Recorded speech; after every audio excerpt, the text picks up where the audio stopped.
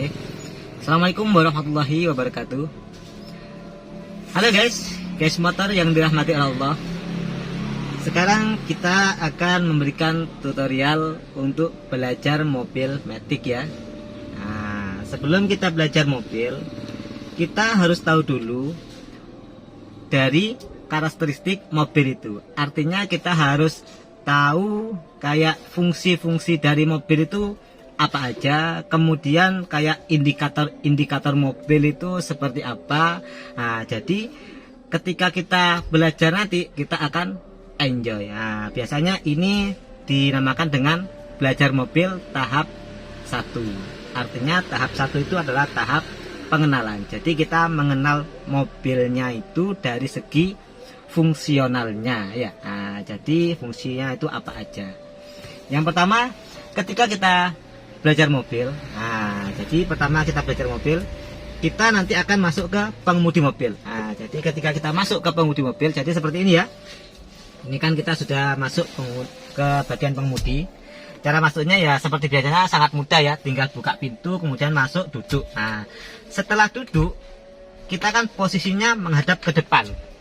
Jadi ketika kita posisinya menghadap ke depan, maka pertama kita harus menyesuaikan dulu kondisi dari tubuh kita. Nah, artinya menyesuaikan dengan apa? Dengan lingkungan yang ada. Nah, pertama kita lakukan penyetelan. Penyetelan apa? Nah, tempat duduk.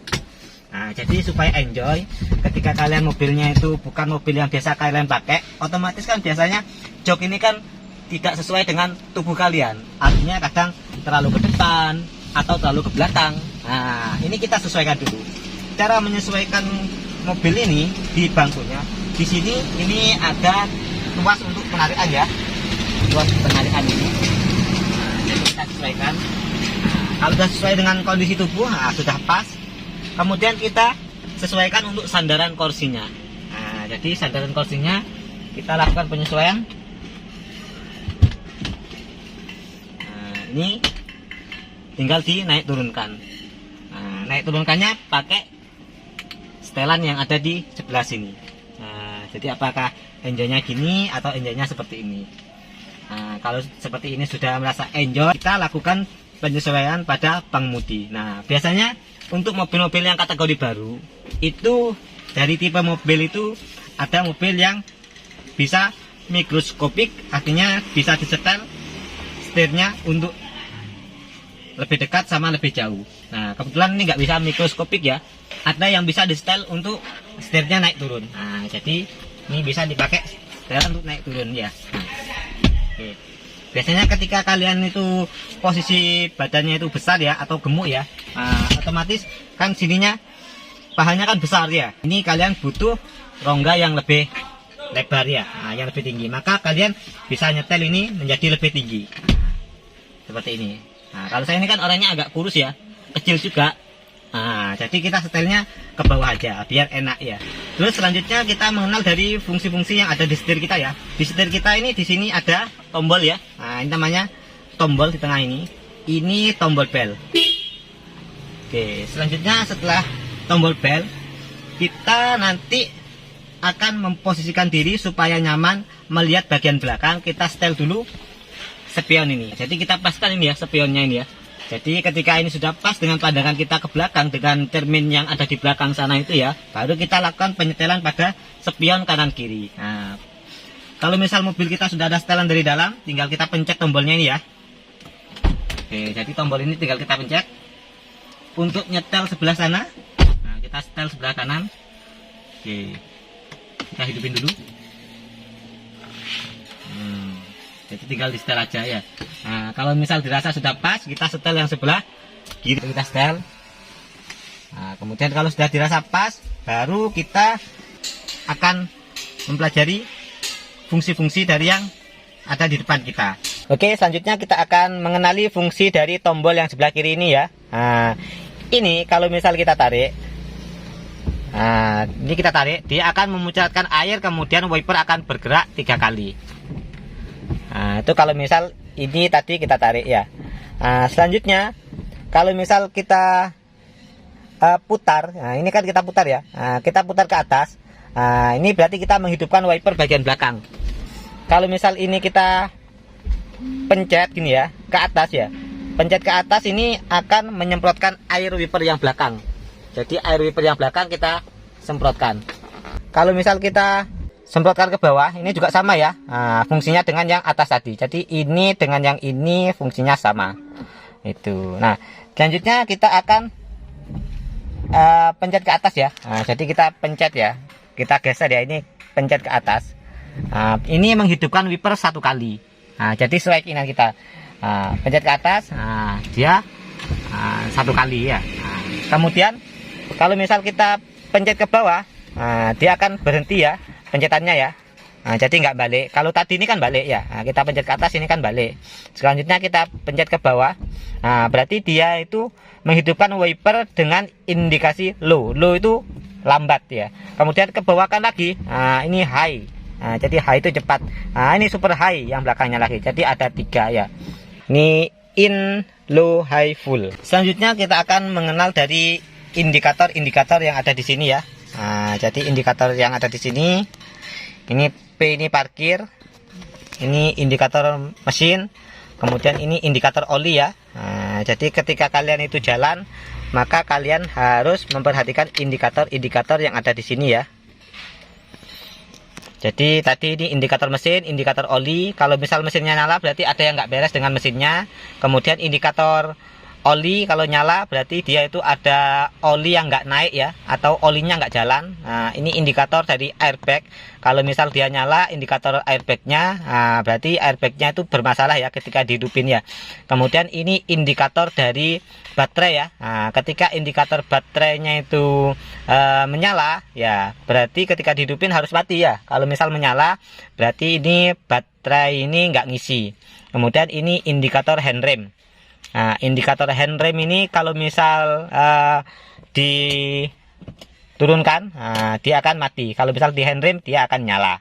Selanjutnya ini indikator power steering ya. Jadi kalau misal power steeringnya bermasalah atau komponen dari power steering itu bermasalah, dia akan nyala. Itu kalau pas posisi dihidupin. Jadi kalau misal belum dihidupin gini kan ya masih hidup semua. Selanjutnya kita akan memberitahukan fungsi-fungsi dari tombol yang sebelah kanan ini. Jadi fungsi-fungsi dari tombol yang sebelah kanan ini ya. Di sini ada tombol seperti ini ya. Ini tombol namanya fog lamp. Jadi lampu kecil itu. Lampu kecil yang ada di bawah. Jadi untuk tipe yang komplit ada fog lampnya ya. Ini mati, ini nyala. Jadi ini kan ini mati. Ini nyala fog lampnya. Kemudian kalau misal kita arahkan ke sana, dia akan ada indikator lampu ketip-ketip. Itu namanya rating. Jadi rating kiri. Kalau misal ke bawah itu rating kanan. Kemudian kalau misal kita tarik, ini kita tarik, seret, dia akan nyala lampu. Ini namanya lampu dim, lampu jauh. Kemudian untuk lampu kotanya kita pencet 1 kali, ini lampu kota. Kemudian kita pencet 2 kali, itu lampu utama. Oke.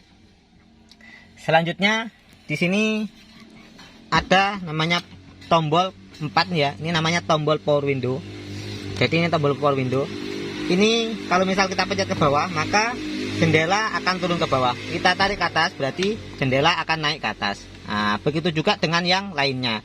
Ini pintu kanan depan, pintu kiri depan, pintu kiri belakang, pintu kanan belakang. Selanjutnya di sini ada tombol apa ini namanya? Ini tombol pengunci ya. Jadi yang 1, 2, 3 ini dikunci pakai ini. Jadi kalau misal dikunci pakai ini kalau dipencet ke bawah dia akan kunci ya. Ketika diturunkan atau dinaikkan, pintu yang lainnya ini, yang lainnya nomor 1 ini tidak akan bisa berfungsi. Jadi namanya tombol pengunci.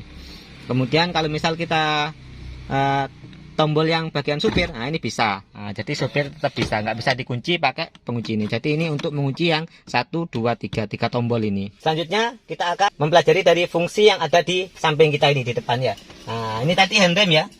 Jadi ketika mobil itu mau diberhentikan kita handrem ya. Supaya mobil tidak jalan sendiri. Ini namanya rem tangan atau handrem. Selanjutnya fungsi dari ini adalah matic, transmisi matic. Yang atas dulu ya. Untuk yang atas ini namanya AC ya. Jadi ini untuk putaran AC. Putaran AC-nya ini untuk kipasnya ya. Kipasnya dengan kecepatan 1, 2, 3. Kalau 4 itu kenceng banget. Kalau ini biasa.